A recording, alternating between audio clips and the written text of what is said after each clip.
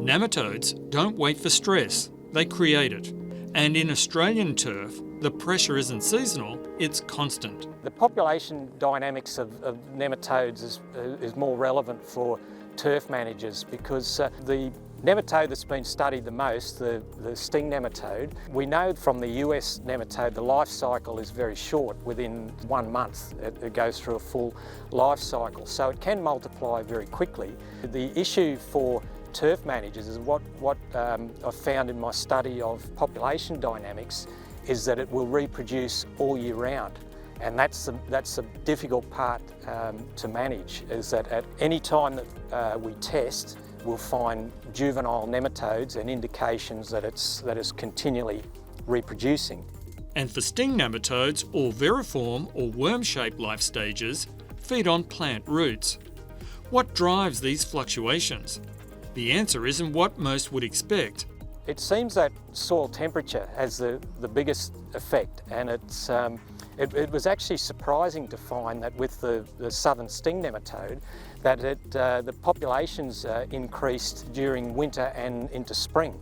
So the peak populations that I found were in the month of October. In the warmer part of the hotter part of the year, the population actually declines right through the summer and is probably at its lowest at the end of summer.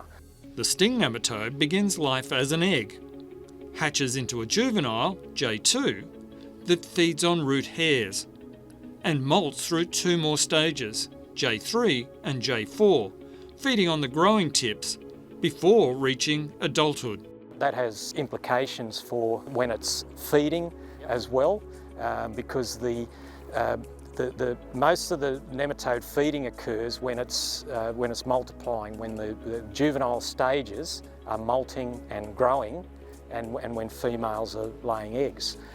So the adult nematodes can last for a long time without feeding. The times of the year when there's a lot of multiplication happening is when there's the most risk of damage to the root system. But how do they show up in areas that were once nematode-free?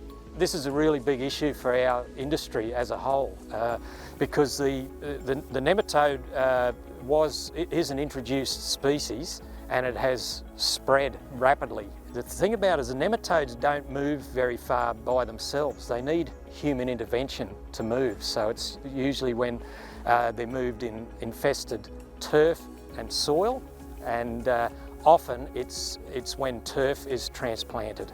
So that was how we think they were introduced into Western Australia from New South Wales, and how they've spread all over the Perth region.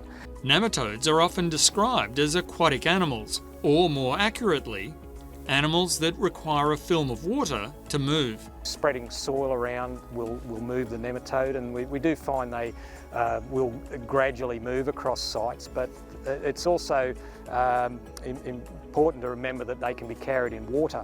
So if there's runoff slopes on undulating sites, they can be carried down slopes in the water, and we see that happen a lot.